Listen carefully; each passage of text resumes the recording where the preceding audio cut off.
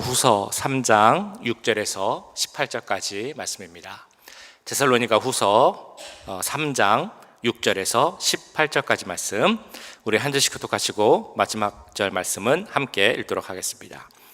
형제들아, 우리 주 예수 그리스도의 이름으로 너희를 명하노니 게으르게 행하고 우리에게서 받은 전통대로 행하지 아니하는 모든 형제에게서 떠나라.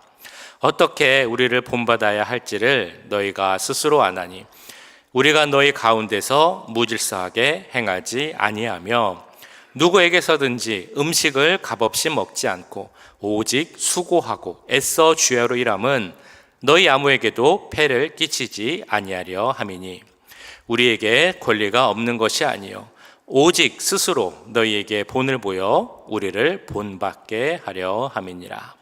우리가 너희와 함께 있을 때에도 너희에게 명하기를 누구든지 일하기 싫어하거든 먹지도 말게 하라 하였더니 우리가 들은즉 너희 가운데 게으르게 행하여 도무지 일하지 아니하고 이를 만들기만 하는 자들이 있다 하니 이런 자들에게 우리가 명하고 주 예수 그리스도 안에서 권하기를 조용히 일하여 자기 양식을 먹으라 하노라.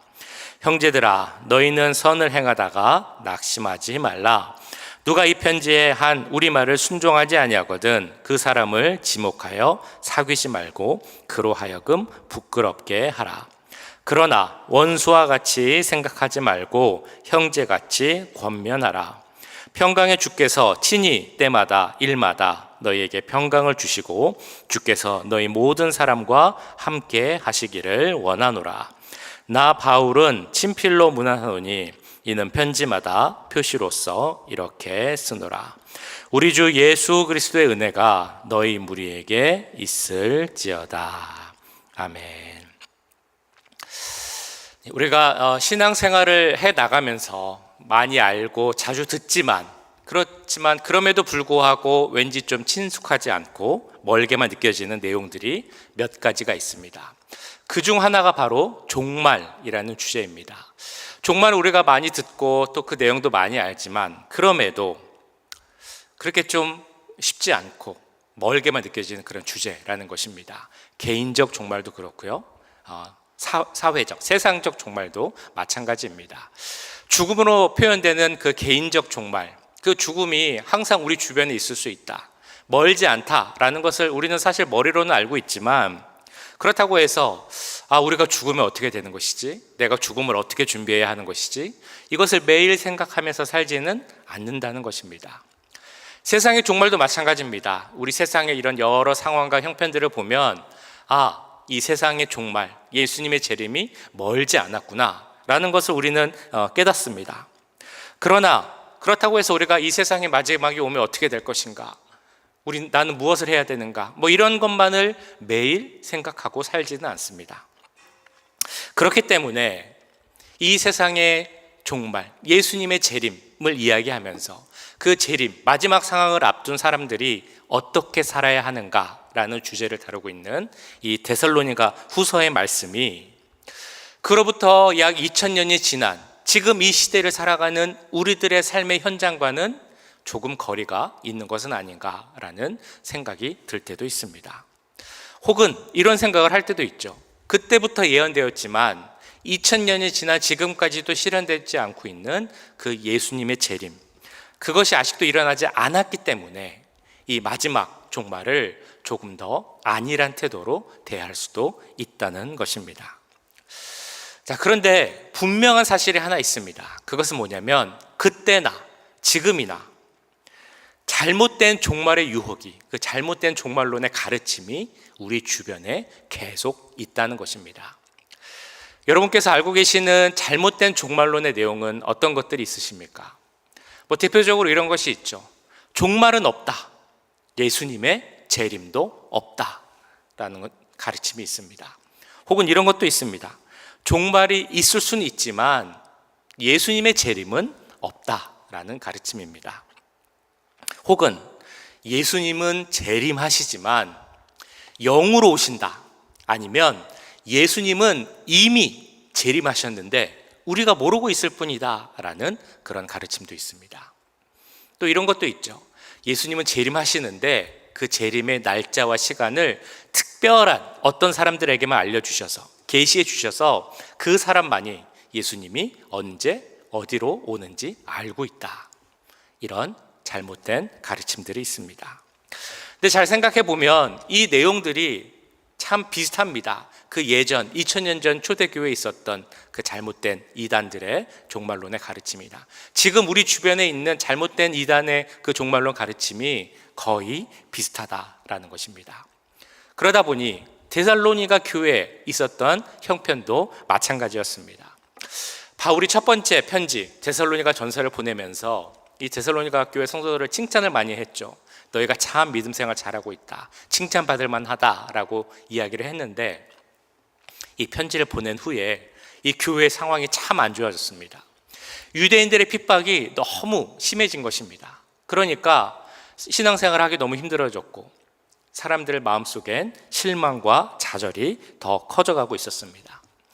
근데 그 교회에 거짓 교사, 거짓 선지자들이 나타난 것입니다. 그래서 그들이 말하기를 사도 바울의 가르침은 사실 이런 것이다 라고 곡해를 해서 거짓으로 가르쳐 준 것입니다. 사도 바울의 가르침은 이거였죠. 예수님의 다시 오심, 재림은 갑작스러운 일이다. 그러니까 영어로 하면 suddenly 생기는 일이다. 언제인지 모르지만 갑작스럽게 오실 것이다 라고 사도 바울은 가르쳐 줬는데, 이 거짓 교사들은 예수님의 재림은 갑작스러운 게 아니고 급작스럽게 온다 라고 말을 하고 했던 것입니다. 그러니까 영어로 하면 promptly, 즉각, 즉시 오실 것이다 라고 이들은 잘못 가르친 것입니다. 이렇게 거짓으로 둔갑시켰는데 문제는 이 거짓 가르침에 속아 넘어가는 성도가 생기게 된 것입니다. 그런 거짓 교사들의 종말론에 대한 잘못된 가르침, 이 거짓말에 속아 넘어가면 어떤 변화가 생기겠습니까? 가장 중요한 변화는 그들의 삶이 무너진다라는 것입니다. 삶이 질서 없는 삶, 규모 없는 삶으로 바뀌게 된다는 것이죠. 그래서 그런 성도들이 있다라는 소식을 듣고 난 사도 바울이 그들에게 종말을 앞둔 삶을 어떻게 살아야 하는지, 그 바른 삶의 모습에 대한 권면의 말씀을 주고 있는 것입니다. 그래서 이 말씀은 그 종말에 대해서 거짓 교사에 대한 가르침에 속아나간 그 데살로니가 교회 성도들에게 주시는 말씀과 동시에 또한 지금 이 마지막 때를 살아가고 있는 우리들에게도 똑같이 적용될 수 있는 그런 말씀입니다. 사도 바울이 주는 그 권면의 첫 번째 내용은 바로 이것입니다. 너희는 게으르게 살지 말라. 이 거짓말에 속아서 재림이 다가왔다라고 생각한 데살로니가 성도들 중에 현실을 도피하는 사람들이 생겼습니다. 현실 도피하면 가장 먼저 생기는 현상이 무엇일까요? 바로 자기 책임을 회피한다라는 것입니다. 그리고 게으름을 피게 된다는 것이죠. 6절 말씀에 이렇게 나옵니다. 형제들아, 우리 주 예수 그리스도의 이름으로 너희를 명하노니 게으르게 행하고 우리에게서 받은 전통대로 행하지 아니하는 모든 형제에게서 떠나라. 이 데살로니가 후서에 앞서서 이미 데살로니가 전서에서 사도 바울은 그 교회 성도들에게 이렇게 권면을 했습니다. 일하지 않고 다른 사람에게 폐를 끼치는 사람이 있다고 하는데 너희는 그렇게 하지 말고 조용히 자기의 일하기를 힘쓰고 너의 할 일을 다 하라라고 권면했습니다. 데살로니가전서 4장 말씀인데요. 또 너희에게 명한 것 같이 조용히 자기 일을 하고 너희 손으로 일하기를 힘쓰라. 이는 외인에 대하여 단정히 행하고 또한 아무 궁핍함이 없게 하려 함이라. 자, 그런데 문제는 이렇게 사도 바울이 그 편지를 통해 권면했지만 그 말을 듣지 않는 사람들이 여전히 있었다는 것입니다. 생각해보면 우리들은 참 다른 사람의 말을 잘 안 들으려고 하는 것 같습니다. 그 말이 맞다라고 생각하면서도 그 말을 듣고 변화하는 것이 참 힘듭니다. 사람의 말이 그럴진데, 사람의 말은 물론이고 심지어 하나님의 말씀이라 할지라도 그 말씀을 들을 때 듣고 변화하면 좋은데 참 그러질 않습니다. 데살로니가 교회 성도들 가운데 그렇게 변화하지 않고 오히려 더 게으른 모습을 갖는 사람이 생겼다라는 것입니다. 여기서 말하는 게으르다라는 단어는 단순히 잠을 늦게까지 늦잠을 잔다, 혹은 성실하지 못하다, 부지런하지 못하다, 자기에게 맡겨진 일을 잘 감당해내지 못한다라는 게으름의 일반적인 뜻만 갖고 있는 것은 아닙니다. 이는 군대에서 보면 그 행군을 하는데, 그 행군하는 군대 대열에서 낙오된 병사의 모습처럼 질서를 지키지 않고 책임을 다하지 않고 자기 제멋대로 하는 그 모습, 그런 모습이 게으르다라는 단어에 포함된 의미입니다. 그래서 이런 의미를 가진 단어들이 오늘 말씀을 보시면 계속 반복해서 나옵니다. 예를 들면 6절 마지막에 나오는 받은 전통대로 행하지 않는 것도 같은 의미고요. 그리고 7절에 나오는 것처럼 무질서하게 행하는 것, 이 말에도 게으르다와 같은 의미가 포함되어 있습니다. 우리는 누구나 주어진 삶의 자리가 있죠. 가정에서의 내 자리가 있고, 직장에서의 내 자리가 있고, 교회에서의 내 자리가 있습니다. 이 세상, 나라에서 내 자리가 있습니다. 그리고 그 자리에 주어진 역할과 책임이 있습니다. 그런 책임을 다 하면서 살아가는 것이 사실 우리들이 살아가야 하는데 주어진 의무라고 할 수 있습니다. 자, 그런데 데살로니가 교회 성도들 중에 이 재림이 가까웠다라는 이유만으로 자기에게 주어진 역할과 책임을 다 하지 않고 게으르게 사는 사람들이 있었다라는 것입니다. 주의 재림이 가까웠다라고 하면 그 나타나는 반응들 중에 우리가 생각할 수 있는 그 모습이 하나 있습니다. 사람들이 어디 깊은 산속이나 아니면 사막이나 높은 산 같은 데 올라가서 하루 종일 기도하면서 주님의 재림을 기다리겠다, 이런 반응들 있을 수 있습니다.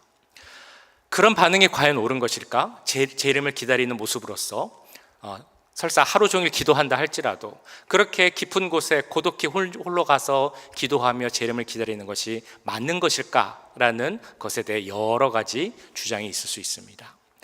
근데 데살로니가 교회 성도들의 모습은 그런 것도 아니었다라는 것입니다. 그들의 모습은 이제 곧 재림이 오니 세상이 망하니까 질서 없이 살아도 된다, 규모 없이 살아도 된다라는 태도를 갖고 있었다라는 것이죠. 한마디로 하면 그냥 막 살자, 이게 그들의 모습이었다는 것입니다. 그들은 생업을 포기했습니다. 무의도식하고요. 그리고 믿음의 형제들에게 경제적 부담을 끼치는 그런 존재였습니다. 일하지 않으면서도 교회의 형제들에게 자신들이 살아갈 수 있는 생계비를 요구했다라고 나와 있습니다. 그리고 8절에도 비슷한 표현이 나옵니다만, 자기들은 일하지 않으면서 다른 사람이 수고하여 만든 음식을 값을 내지도 않고 먹었다라고 합니다. 그 당시 예배를 드리면 항상 예배 때마다 성찬과 애찬을 했습니다. 음식을 함께 나누는데 그들은 다른 사람이 수고하여 만든 음식을 그들은 일하지 않으면서도 그 음식을 빼앗아 먹었다라는 것입니다. 자, 그런 모습이 있었기에 그들을 보면서 사도 바울은 10절 말씀을 통해 이렇게 이야기할 수밖에 없었습니다. 우리가 너희와 함께 있을 때에도 너희에게 명하기를 누구든지 일하기 싫어하거든 먹지도 말게 하라 하였더니, 이렇게 말할 수밖에 없었던 것은 게으르다라는 것이 곧 악한 것과 같은 것임을 알려주기 위함입니다. 게으른 것이 악한 것과 같은 것이다라는 것을 잘 알 수 있는 것은 우리가 복음서에 나오는 그 달란트 비유를 통해 알 수 있습니다. 예수님 말씀해 주신 달란트 비유, 10달란트, 5달란트, 1달란트를 남기고 갔을 때 자기의 역할과 책임을 잘 감당하지 않았던 1달란트 맡겼던 종에게 그 주인이 뭐라고 이야기합니까? 이 악하고 게으른 종아 라고 말합니다. 이 말은 곧 악한 것과 게으른 것은 같은 선상에 있다라는 의미입니다. 그렇기 때문에 사도 바울은 하나님이 기뻐하시지 않는 그 게으르고 악한 모습을 떠나라 라고 계속해서 데살로니가 교회 성도들에게 권면하고 있습니다. 이 말씀을 보면서 우리들의 삶을 한번 생각해 보기 원합니다. 우리들의 삶은 어떻습니까? 게으른 삶을 살고 계시진 않습니까? 만약 어떤 분에게 제가 혹시 게으른 삶을 살고 계시지 않습니까? 라고 하면 이렇게 대답할 수도 있을 것 같습니다. 저는 게으르지 않습니다. 저는 사실 상당히 부지런합니다. 저는 잠도 조금 자고요. 새벽에 일찍 일어납니다. 그리고 아침부터 저녁까지 사실 제대로 눕지 않고요. 하루 종일 바쁘게 다닙니다. 그래서 제 거리 횟수를 재보면 최소한 10,000보는 되고요. 어떤 경우는 15,000보를 넘을 때도 있습니다. 저는 부지런한 사람입니다. 라고 하실 수 있습니다. 사실 그런 삶의 모습, 게으르지 않는 삶의 모습이라고 할 수 있습니다. 자, 그런데 오늘 말씀에 나오는 이 게으르다라는 그 말씀의 의미를 우리가 생각을 해보면, 우리가 게으르지 않는 삶이라는 그 삶의 의미는 질서 있는 삶, 자기에게 주어진 책임을 다하는 삶, 그리고 문제를 해결하는 삶, 그런 삶이 바로 게으르지 않는 삶입니다. 그리고 오늘 말씀에 나오는 게으르지 않는 삶의 본을 보여주는 인물이 한 명 있습니다. 누구일까요? 바로 사도 바울이죠. 그는 우리에게 어떻게 사는 것이 책임 있고 질서 있는 삶인지 그 본을 이렇게 보여줍니다. 어떻게 우리를 본받아야 할지를 너희가 스스로 아나니 우리가 너희 가운데서 무질서하게 행하지 아니하며 누구에게서든지 음식을 값없이 먹지 않고 오직 수고하고 애써 주야로 일함은 너희 아무에게도 폐를 끼치지 아니하려 함이니 우리에게 권리가 없는 것이 아니요 오직 스스로 너희에게 본을 보여 우리를 본받게 하려 함이니라. 바울과 그의 동역자들이 복음을 전할 때 가졌던 특징이 있죠. 그들은 복음을 전하는 일에 최선을 다하면서도 그 성도들에게 폐를 끼치지 않으려 했다는 것입니다. 누구에게 음식을 대접받아도 그 음식의 값을 꼭 지불하려고 했고요. 경제적 부담을 끼치지 않으려고 했습니다.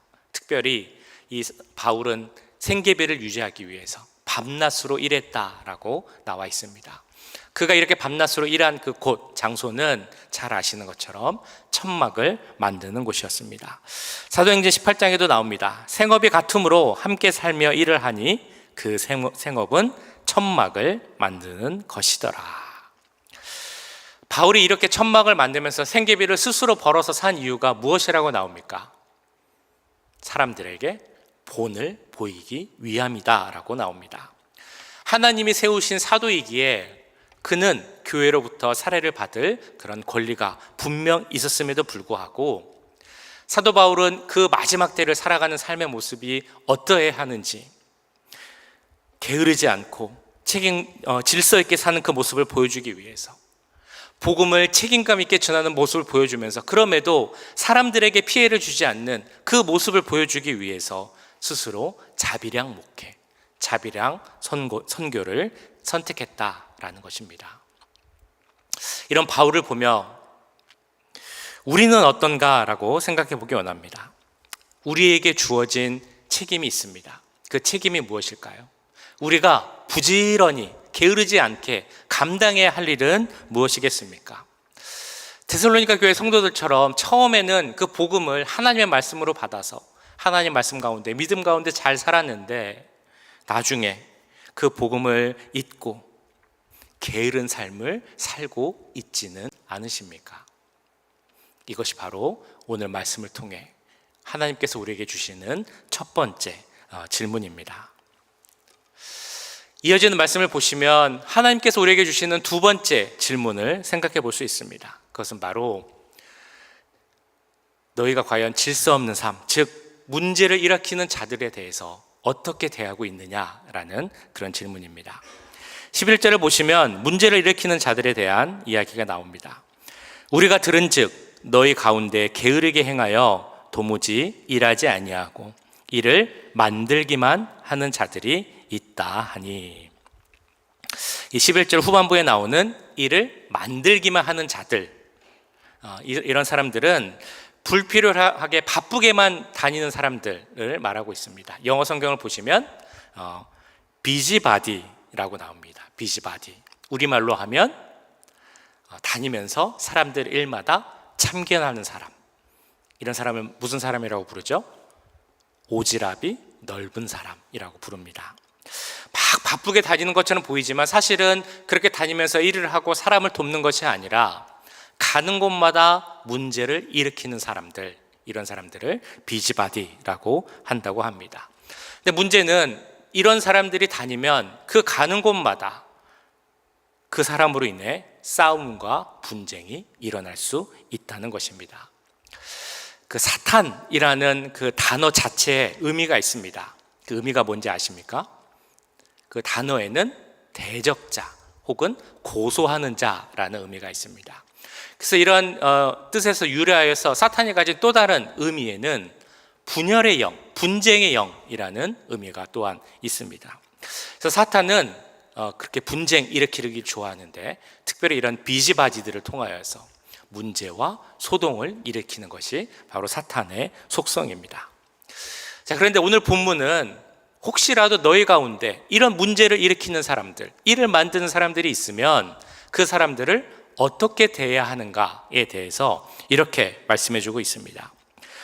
누가 이 편지에 한 우리말을 순종하지 아니하거든 그 사람을 지목하여 사귀지 말고 그로 하여금 부끄럽게 하라. 사실 이 말씀을 우리가 조금 주의 깊게 해석을 해야 되죠.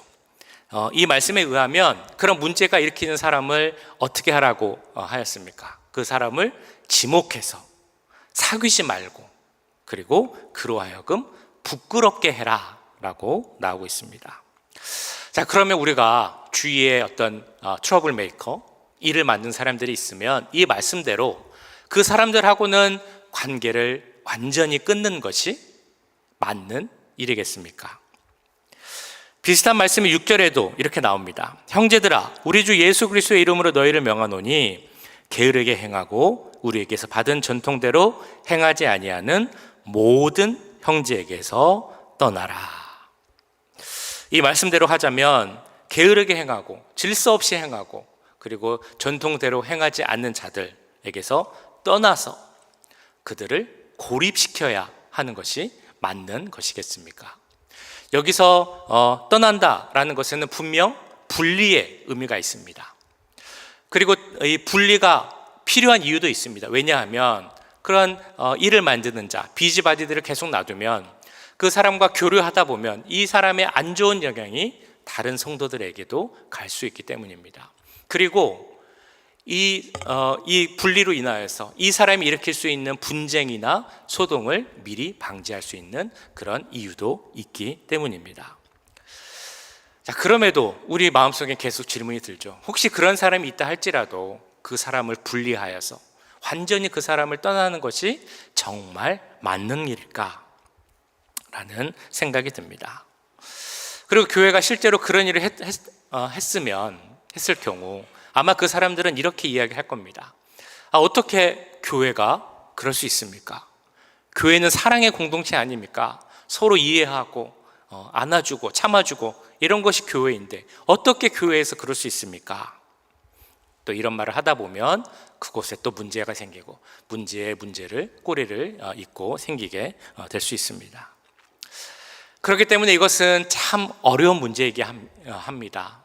참 분별의 능력, 하나님 주시는 지혜가 필요한 그런 문제입니다.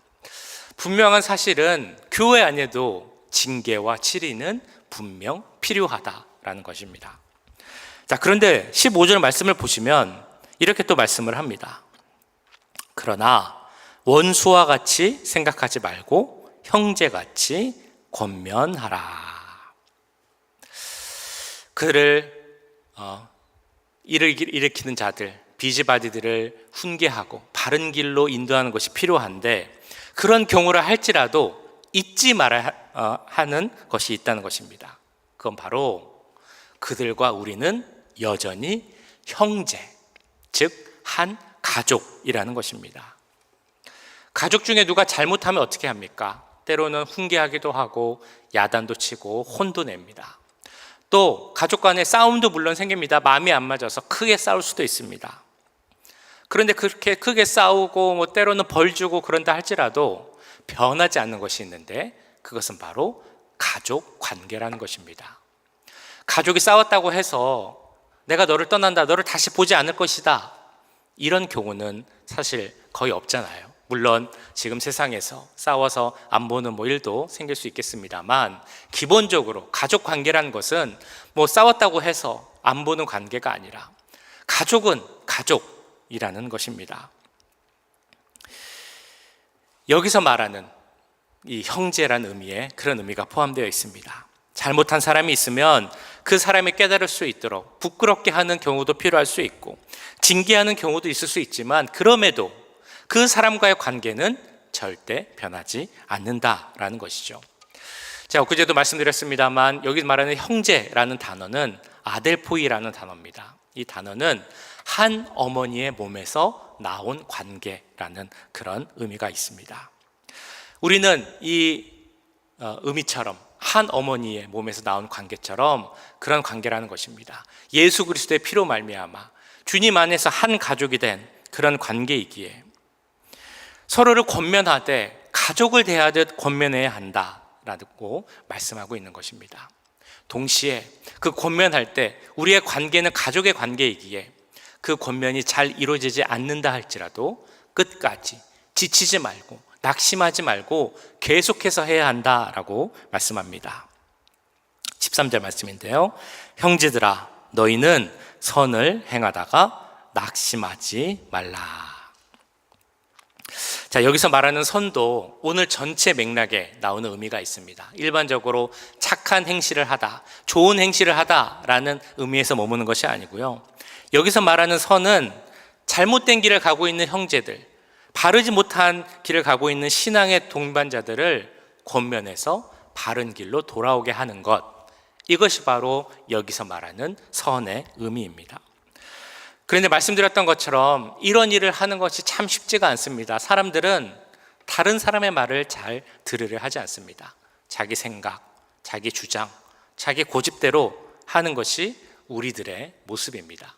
그러다 보니까 권면을 하다가 그 권면이 잘 되지 않을 경우 낙심하고 포기할 때가 많이 있습니다. 그러나 그런 자들을 위해, 우리들을 위해 사도 바울은 이렇게 말씀합니다. 낙심하지 말고 끝까지 선을 행하라.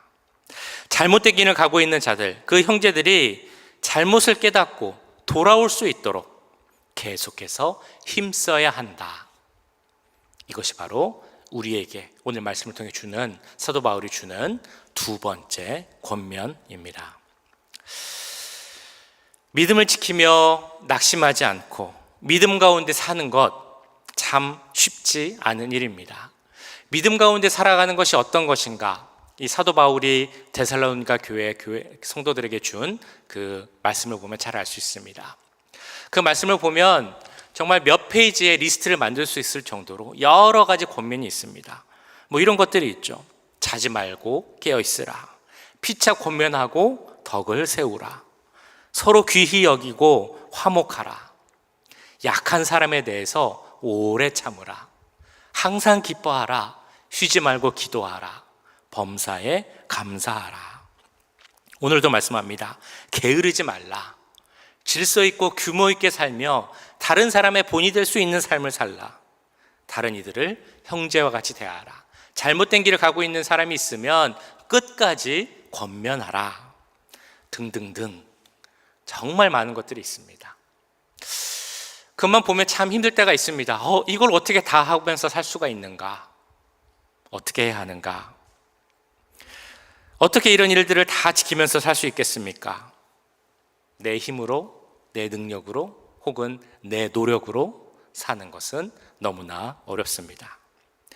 그렇게 오늘 말씀 마지막 절에 나오는 것처럼 우리에게 필요한 것, 여전히 그리고 계속적으로 필요한 것, 오직 하나님의 은혜인 줄을 믿습니다. 우리 주 예수 그리스도의 은혜가 너희 무리에게 있을지어다. 이 인사는 사실 사도 바울이 그 서신서를 마무리할 때 마지막에 항상 쓰는 인사와 같은 그런 말입니다.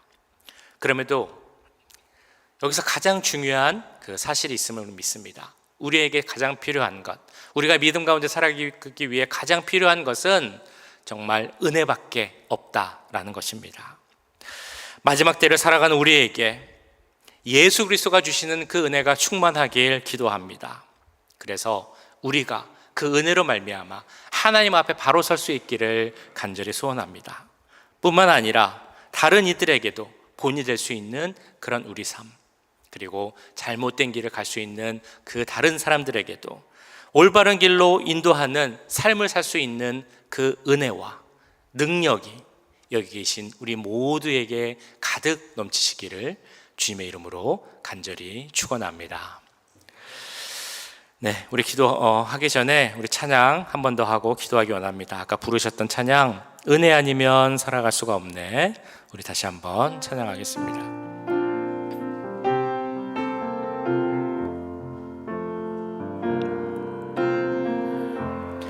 은혜 아니면 살아갈 수가 없네.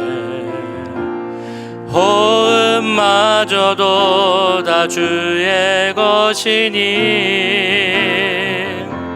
세상 평안과 위로 내게 없어도 예수, 오직 예수뿐이네. 은혜 아니면, 은혜 아니면 살아갈 수가 없네. 호흡마저도 다 주의 것이니 세상 평안과 위로 내게 없어도 예수, 오직 예수뿐이네. 그 신계획, 그 신계획 다 볼 수도 없고 작은 고난에 지쳐도 주께 묶인 나의 모든 삶 버티고 견디게 하시네. 그 신계획, 그 신계획 다 볼 수도 없고 작은 고난에 지쳐도 주께 묶인 나의 모든 삶 버티고 견디게 하시네. 은혜 아니면 살아갈 수가 없네. 나의 모든 것 다 주께 맡기니 참된 평안과 위로 내게 주신 주 예수, 오직 예수뿐이네.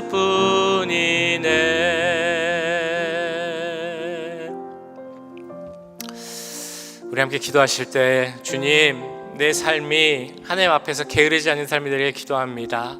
나에게 맡겨주신 책임과 내가 해야 할 일들이 있는데, 사명이 있는데 그 일을 감당할 수 있는 우리가 되게 해 주옵소서. 질서 있는 삶이 되게 하시고 규모 있는 삶이 되게 하시고, 그래서 다른 사람에게 본을 보일 수 있는 그런 부지런한 하나님 기뻐하시는 삶이 되게 하옵소서 기도하겠습니다. 동시에 우리의 관계 가운데 잘못된 길을 가는 사람이 있으면 내가 사랑으로 권면하고 낙심하지 않고 권면할 수 있는 그런 형제와 같은, 가족과 같은 관계가 우리 주위에 세워져 갈 수 있기를, 우리 교회 가운데 계속 세워져 갈 수 있기를 우리 이제가 함께 소리 높여 기도하겠습니다. 사랑의 주님, 오늘 말씀을 기억하며 기도합니다. 아버지, 우리의 삶을 위해 기도합니다. 하나님께서 우리를 부르신데, 하나님 자녀 되게 하신데 하나님께 주어진 사명이 있음을 믿습니다. 우리에게 주어진 책임이 있음을 믿습니다. 하나님, 그 책임을 다하며 살아가는 우리가 되게 하여 주시옵소서. 데살로니가 교회 성도들 가운데 재림이 가까웠다는 이유로 그 모든 책임을 회피하면서 규모 없고 질서 없는 삶을 산 사람들이 있었습니다. 사도 바울은 그들에게 얘기합니다. 게으르지 말라, 책임을 다하라, 무질서하게 살지 말라라고 말씀합니다. 그 말씀을 지금 우리에게 듣는 말씀으로 듣게 하옵소서. 주님, 우리가 질서 없는 삶, 규모 없는 삶, 책임 없는 삶을 살지 않게 하시고 우리 하루하루의 삶을 주님 주시는 책임 가운데, 사명 가운데 살아가게 하여 주시옵소서. 그 일들을 잘 감당할 수 있도록 주님 도와주시옵소서. 도와주시옵소서. 하나님, 그러기 위해서 우리에게 힘이 필요합니다. 능력이 필요합니다. 사도 바울을 통해 주신 여러 가지 권면들이 있습니다. 하지만 그 권면 하나하나 하는 것이 너무나 벅참을 주님 아실 줄 믿습니다. 주님, 우리를 불쌍히 여겨주시고 긍휼히 여겨주셔서 우리에게 힘을 주시옵소서, 능력을 주시옵소서. 그리고 가장 필요한 것 은혜인 줄 믿사오니 이 자리에 계신 분들 가운데, 우리 교회 가운데 은혜를 가득 채워주시옵소서. 은혜로 충만케 하여 주시옵소서. 그래서 주님, 우리가 그 말씀대로 살아가기에 부족함 없게 하시고 은혜 가운데 주님 주시는 힘과 능력을 갖고 살 수 있도록 주님 도와주시옵소서. 하나님, 우리 가운데 혹시라도 일을 만든 자들이 있습니까? 주님, 규모 없게 사는 자들이 있습니까? 바르지 못하게 살아가는 자들이 있습니까? 그들을 권면하되 주여 사랑으로 권면하게 하시고 그 관계가 형제와 같은 관계로, 주 안에서 하나된 관계로, 가족의 관계로 계속 세워갈 수 있도록 주님 도와주시옵소서. 하나님, 우리 가족을 대하듯이 서로를 대하게 해주시옵소서. 우리 형제를 대하시듯이 우리 성도들을 대하게 해주시옵소서. 그럼 우리 관계가 우리 주위에 계속적으로 만들어가게 하시고 우리 교회에서 만나는 모든 사람들 속에, 관계 속에 주님 가족을 만나듯이 형제를 만나듯이 하는 그런 관계가 세워갈 수 있도록 주님 도와주시옵소서. 우리 교회가 주 안에서 하나의 가족이 기도합니다. 한 공동체가 되길 기도합니다. 하나님, 우리가 하나가 되게 하시고 우리 관계가 하나님 보시기에 기쁜 그런 관계가 될 수 있도록, 예수 그리스도를 바라보며 주님께로 나가는 그런 관계가 교회가 될 수 있도록 주님 도와주시옵소서.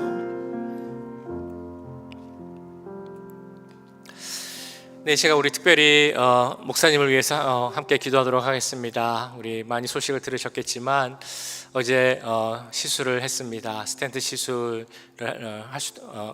하려고 했는데 상황상 어제는 그 스텐트를 하지 못하였고 그냥 벌룬으로 했다고 합니다. 그리고 앞으로 또 한번 그 검사 및 스텐트 시술이 있는데요.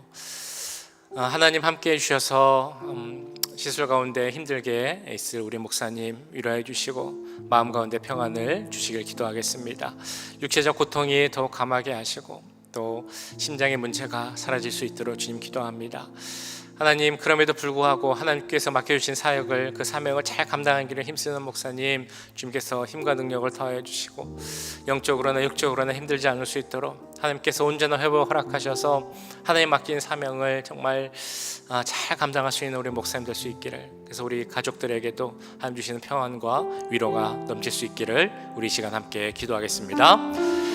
사랑의 주님, 우리 목사님을 위해서 기도합니다. 하나님, 어제 시술을 하였는데 주여 우리가 계속 기도해야 할 제목들이 있습니다. 하나님께서 목사님 그 손으로 어루만져 주시옵소서. 심장이 낫게 해 주시옵소서. 어제 정말 시술로 모든 것이 그치길 기도하였지만 아직 시술을 더 해야 하는 상황이 되었습니다. 하나님, 그 가운데 육체의 고통이 얼마나 클지 정말 말하기 어렵습니다. 시술로 인한 고통이 있을 줄 압니다. 심정으로 인해서 또 어려움이 있을 줄 압니다. 그 가족 가운데 마음의 고통이 있을 줄 압니다. 하나님, 그 가운데 함께 해주셔서 고통이 사라지게 하시고 그 마음에 아픔이 없어질 수 있도록 주님 위로를 더해 주시옵소서. 하나님, 그런 와중에도 하나님 주신 사명을 잘 감당하기 위해 정말 애쓰고 힘쓰는 우리 목사님 주님 기억하여 주시고 그 사역이 헛되지 않을 수 있도록 주님 함께하여 주시옵소서. 그 사역을 통해서 정말 책임을 다하려고 하는 목사님, 정말 본이 되기 위해 힘쓰는 목사님 주님 기억하여 주시고 그 목사님의 모습과 함께 우리 교회가 설 수 있도록 주님 도와주시옵소서. 하나님 그 가정 가운데도 함께해 주시옵소서. 주여 앞으로 있을 또 다른 시술이 있는데 시술 가운데도 함께해 주시고 그 시술을 통하여서 다시는 시술하지 않을 수 있도록 모든 문제가 해결될 수 있도록 주님 도와주시옵소서. 하나님, 정말 우리가 할 수 있는 일이 너무나 제한되어 있음을 이 시간 고백합니다. 하나님께서 일하심을 믿습니다. 여호와 라파의 하나님, 그 손을 들어주셔서 하나님 함께 해주시고 주여 어루만져 주시옵소서. 하나님께서 치유하여 주시옵소서. 하나님 도와주시옵소서. 하나님 함께 해주시옵소서. 하나님의 그 역사하심을 믿습니다. 하나님의 은혜를 믿습니다. 주님 도와주시고 하나님 내 가운데 깨끗이 나올 수 있도록 주님 도와주시옵소서. 정말 우리가 바랄 수 있는 거 하나님의 긴 은혜와 능력밖에 없습니다. 하나님 능력으로 덮어주시옵소서. 십자가 보혈로 덮어주시옵소서. 주님 죽은 자를 살리시 하나님의 능력이 주여 임하게 하시고 주여 살아날 수 있도록 주님 함께하여 주시옵소서.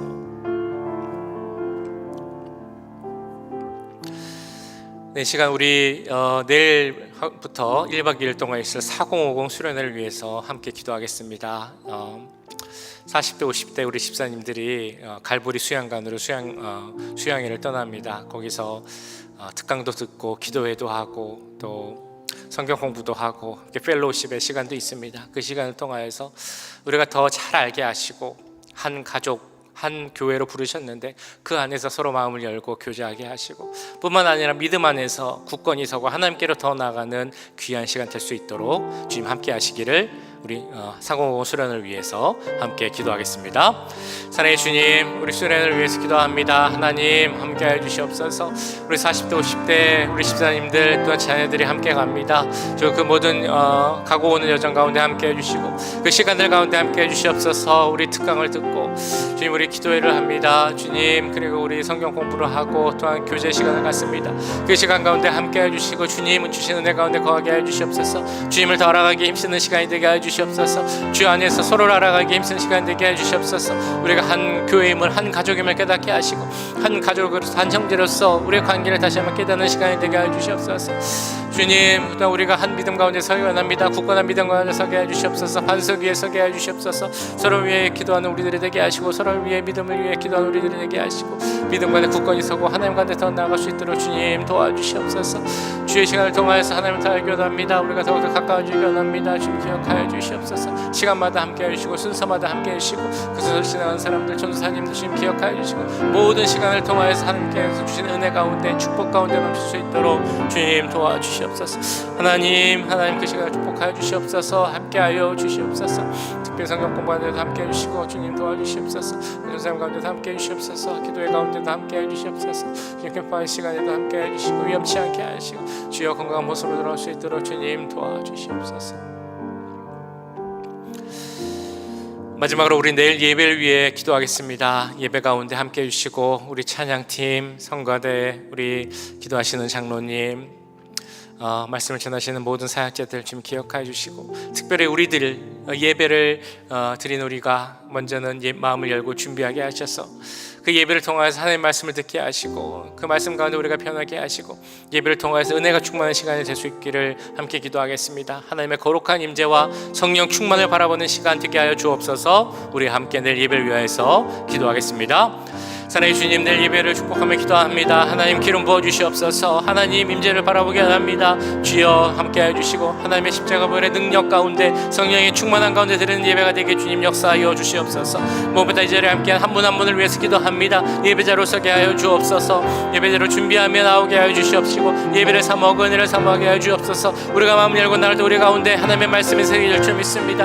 우리 가운데 하나님의 은혜가 충만하게 될 줄 믿습니다. 우리가 우리 안에 있는 성령의 충만함을 느끼게 될 줄 믿습니다. 하나님 이 자리에 함께 해주시고 십자가 보혈로 덮어주시옵소서. 그 보혈의 능력으로 덮어주시옵소서. 하나님으로 나가게 해주시옵소서. 하나님 우리 한 명 한 명이 능력 가운데 거하게 하시고 주여 우리를 살아갈 수 있는 또 한 주를 살아갈 수 있는 그 말씀의 능력을, 그 힘을, 그 은혜를 가질 수 있도록 주님 도와주시옵소서. 우리 찬양팀에게 함께 하시 원합니다. 이제는 목사님 비롯한 모든 찬양팀원들 주님 기억하여 주시고 하나님 은혜 가운데 거하게 해주시옵소서. 우리 성가대를 위해서 기도합니다. 주님 성가대를 함께 해주시고 드리는 찬양 가운데 함께 해주시옵소서. 우리 기도하시는 박중환 장로님 붙잡아 주시고 그 장로 가운데 하나님에게 우리 드리는 우리가 한 마음으로 드리는 기도가 되게 해주시옵소서. 말씀을 전하는 모든 사역자들을 위해서 함께 하여 주시옵소서. 능력을 더해 주시고 살아 역사하는 하나님의 말씀을 전하게 하여 주옵소서. 하나님 그 말씀을 받는 우리들이 그 말씀을 레마의 말씀으로 받게 하시고 하나님 그 말씀이 우리 가운데 새겨질 때 그 말씀 자체의 능력이 있어서 말씀의 능력이 우리 가운데 삶 가운데 임하게 될 줄 믿습니다. 말씀의 능력을 경험하며 사는 우리들의 삶이 되게 하시고 그 말씀으로 말미암아 변화된 우리들이 될 수 있도록 도와주시옵소서. 예배를 통하여 하나님의 얼굴을 바라보게 하시고 하나님의 임재를 바라볼 수 있게 주님 도와주시옵소서. 하나님 우리가 정말 하나님께 더 가까이 나가는 시간이 되게 합니다. 주님 도와주시고 함께하여 주시옵소서. 주님 역사해 주시옵소서.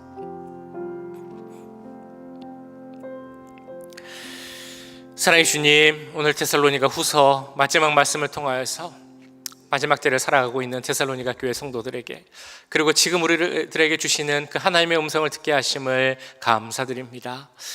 주님, 우리들도 하나님 주시는 그 책임 또 우리에게 주신 사명을 잘 감당하며 살기 원합니다.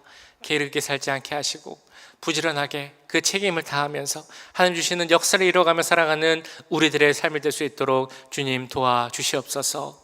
또 우리들의 삶이, 우리 교회가 하나님 주시는 한 가족 가운데 한 공동체를 이뤄가며 살아가기 원합니다. 먼저는 내가 다른 사람에게 본이 될 수 있는 그런 삶이 되게 하시고 혹시라도 주위에 다른 잘못된 길을 가고 있는 사람이 있다면 사랑으로 권면하되 낙심하지 않고 가족을 대하듯이, 형제를 대하듯이 권면하며 하는 공동체를 세워가는 우리들이 될 수 있도록, 우리 교회가 될 수 있도록 주님 역사하여 주시옵소서. 특별히 우리 한 공동체된 우리 교회를 인도해 나가는 우리 김인철 목사님을 위해서 기도합니다. 여러 가지 건강에 약함이 있고 특별히 이번에 심장 시술을 다시 하였습니다.